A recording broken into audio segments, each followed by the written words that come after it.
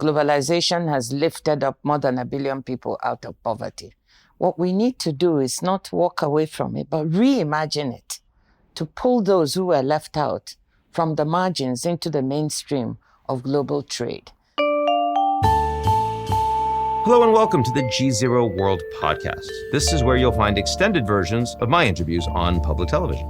I'm Ian Bremmer, and today we are talking about trade, the complicated business of moving goods and services around the world. Global trade hit a record $32 trillion in 2022, and the World Trade Organization oversees 98% of it. We don't know what happens with the other 2%. The WTO doesn't usually make front-page headlines, that's probably a good thing, but it has a huge role in almost every aspect of your daily life, from your morning Brazil-roasted coffee to the Chinese-made smartphone that you're using to listen to this podcast.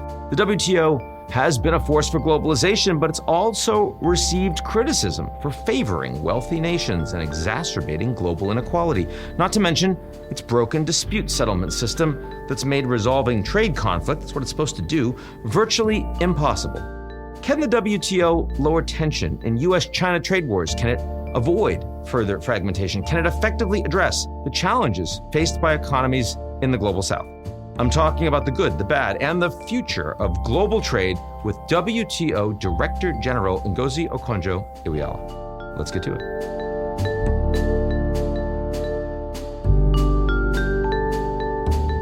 The GZERO World podcast is brought to you by our lead sponsor, Prologis. Prologis helps businesses across the globe scale their supply chains with an expansive portfolio of logistics real estate and the only end-to-end solutions platform addressing the critical initiatives of global logistics today. Learn more at prologis.com.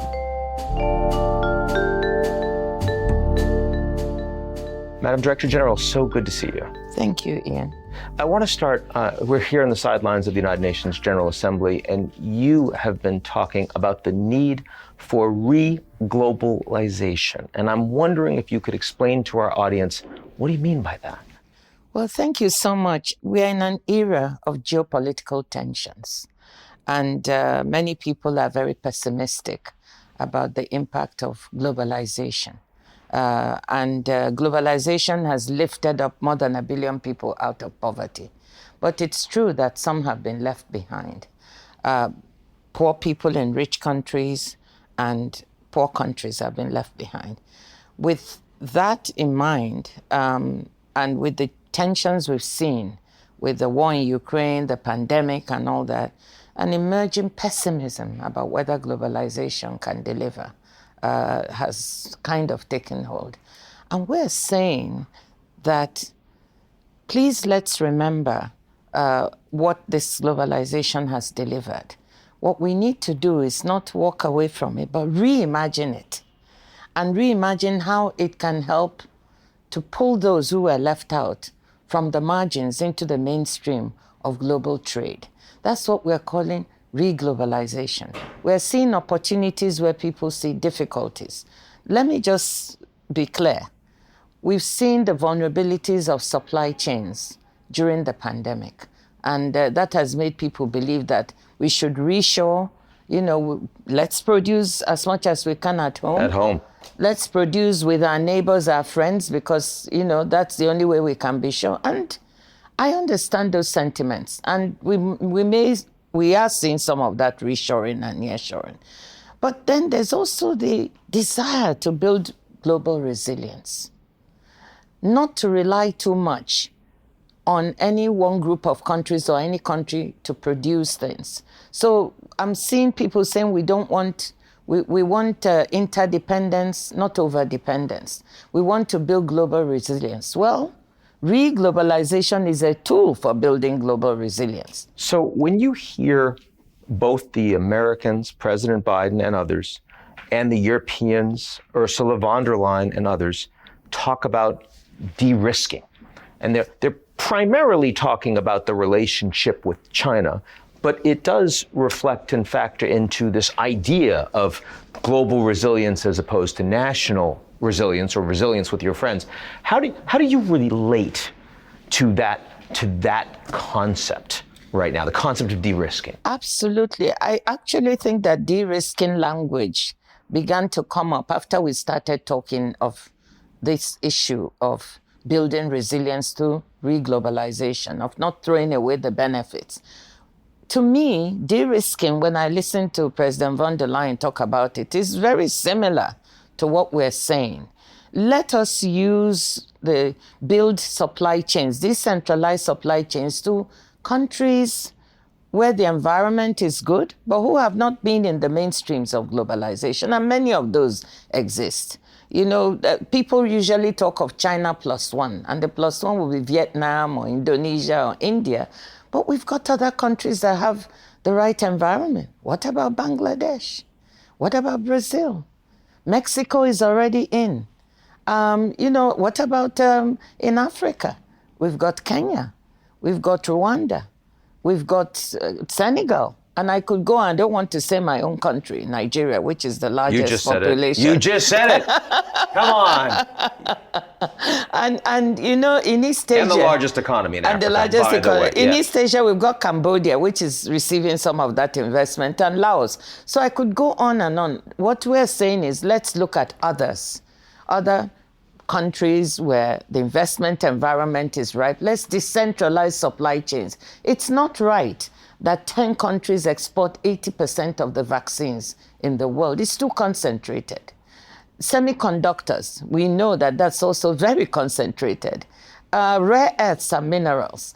So let's look, rare earths and minerals. There are many countries in Africa and Latin America that have these. Let's decentralize and try to bring those countries' supply chains into the mainstream. And global labor has also been very concentrated, right? I mean, for the period of globalization, China was a very big piece of let's have the factory for the world. It's incredible amounts of inexpensive, very efficient labor.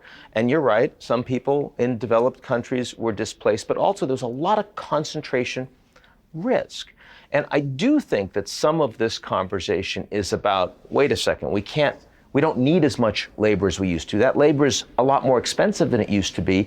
Shouldn't we be building things closer to where the consumer markets are, irrespective of whether that's at home or not?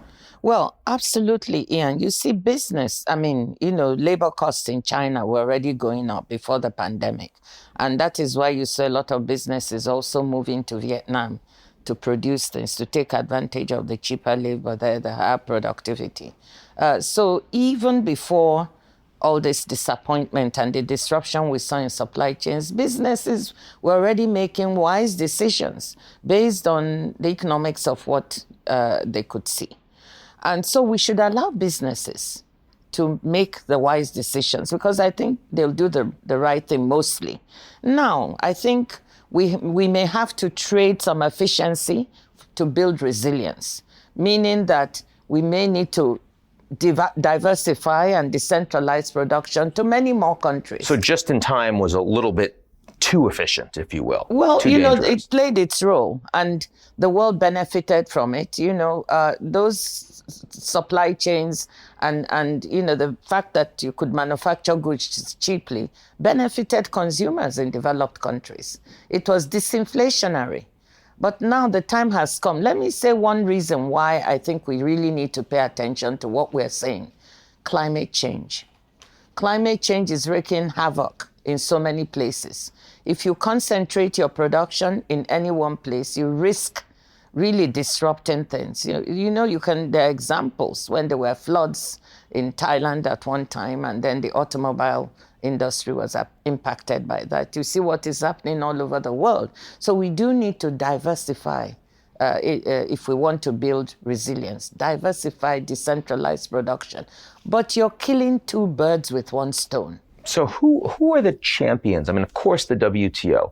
But when you look at leaders around the world, who do you see as champions for reglobalization today? Well, I can tell you that Chancellor Olaf Scholz has been talking about how do we decentralize the fertilizer supply chain. For just as an example, he's been talking about this very really notion. Urgent given the Russian war in Ukraine. Of Exactly. course. That again showed up vulnerabilities of dependence on the Black Sea region for grain, feed, and fertilizer.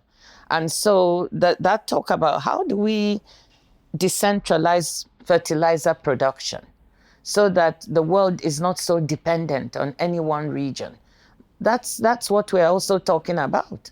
There you also create jobs in countries that were not part of the global, let's say, fertilizer or a vaccine or pharmaceutical supply chain.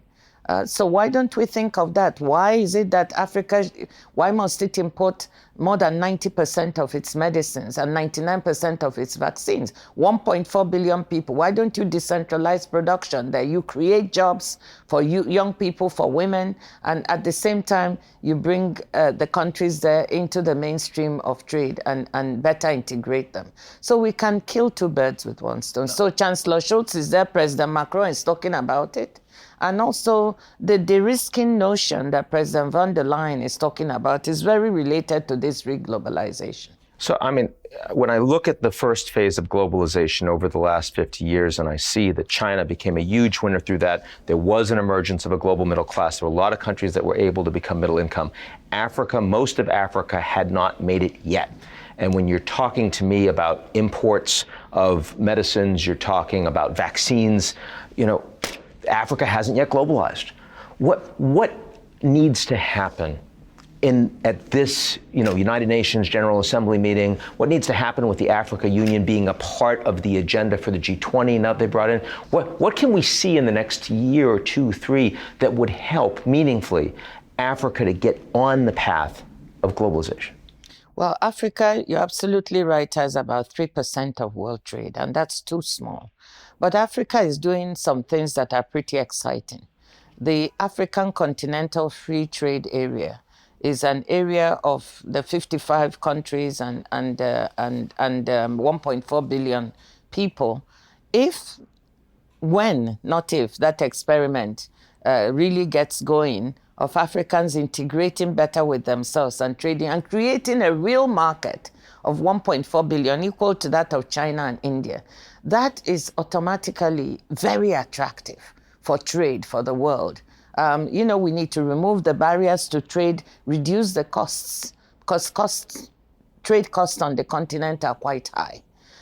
When you do that, I think that will make the continent much more attractive for investment and bring it into that margin. Then reglobalization, can really begin to take place. So the continent has an instrument that it has put in place. We're very proud of that. Many countries are trying to reduce costs. Actually, the WTO has a trade facilitation agreement, which is aimed at trying to reduce the cost of trade. And if they implement that to the maximum, it will really help to make the countries more attractive. Lastly, we have an investment facilitation agreement under negotiations now with 110 of our members, many from Africa. That is designed to remove the barriers in the way of investment and make it easier. So the countries need to act. Reglobalization will not arrive on your doorstep automatically. You need to make yourself attractive by removing the barriers to investment and trade. And then businesses will want to locate in your country. And I think that this is on its way on the continent. So that's how we can get in. We now need to convince businesses that Africa is not the big risk. There's a perception that it's a huge risk to invest on the continent, and perception is running ahead of reality. So we've talked about the impact of geopolitics on reglobalization. The WTO, of course, is also caught up in some of this. Since I have you here, Ngozi, I have to ask you about the broken dispute resolution settlement mechanism, and that the Americans have been holding up the appointment of appellate judges. Supposedly reform needs to happen of the WTO before they're willing to make that happen. Is that moving forward? Yes, it is. First, just to correct one thing, the system is really not broken. It's 2 tiers. So there's a panel level, and last year 17 cases were brought, and cases are being brought every day. And they get resolved at the panel level. Yeah. The panel gives a judgment. The problem we have is, quite rightly, like you said, Ian, the second tier, the appellate body, is not functioning because, as you said, the U.S. blocked the election of judges into that tier. So what happens is, if a case, if there's a quote-unquote judgment against a member, they can appeal it into the void. Since that second tier is not functioning. So it's very crucial that it functions, because if you negotiate agreements, it's not good that the mechanism for enforceability doesn't work well and smoothly. So we are reforming it. The US has been very constructive now, and they have laid out what their problems are with the system. We have a process ongoing at the WTO. We hope that by the time we have our 13th ministerial meeting in Abu Dhabi, yes, end of February 2024, that we would have gone a substantial way towards agreeing on this reform and the form it should take. So work is visibly underway, and I'm hopeful. I don't want to be too hopeful, but I'm hopeful that we will go a long distance in this reform. Does that mean that next year, more likely than not, we actually will have a breakthrough of this impasse on the appellate court? I'm hoping so. Actually, at our 12th ministerial June last year, members signed on the dotted line to reform of this well-functioning dispute settlement system by 2024. I think the issue now is when in 2024, and we're trying to say, let's get it done by February when we have this ministerial meeting. Well, you know, we're very litigious in the United States, so we want to be able to bring people to court. Let's get this resolved. Let me tell you that the U.S. is one of the biggest users of the system, and they've won the most cases. They've also lost, but they've won more than they've lost. So we hope that some of the complaints they're making are legitimate. They are not the only ones who have problems with the system. Developing countries also find it difficult to access. So let's take all these complaints. Let's try and reform the system and make it useful to everyone. Madam Director General, thanks so much for joining us today. Thank you, Ian. That's it for today's edition of the GZERO World podcast. Do you like what you heard? Of course you did. Well, why don't you check us out at gzeromedia.com and take a moment to sign up for our newsletter. It's called GZERO Daily.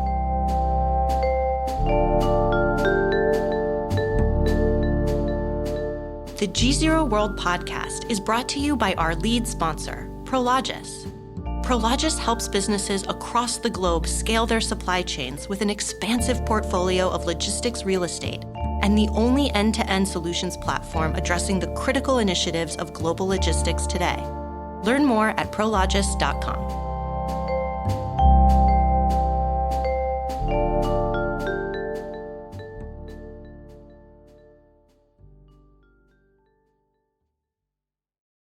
You're listening to the GZERO World with Ian Bremmer podcast, your weekly geopolitical deep dive into the world's biggest news stories, featuring in-depth conversations with global leaders and newsmakers. To get more of GZERO's insights on global politics every morning, sign up for our free newsletter, GZERO Daily, at gzeromedia.com.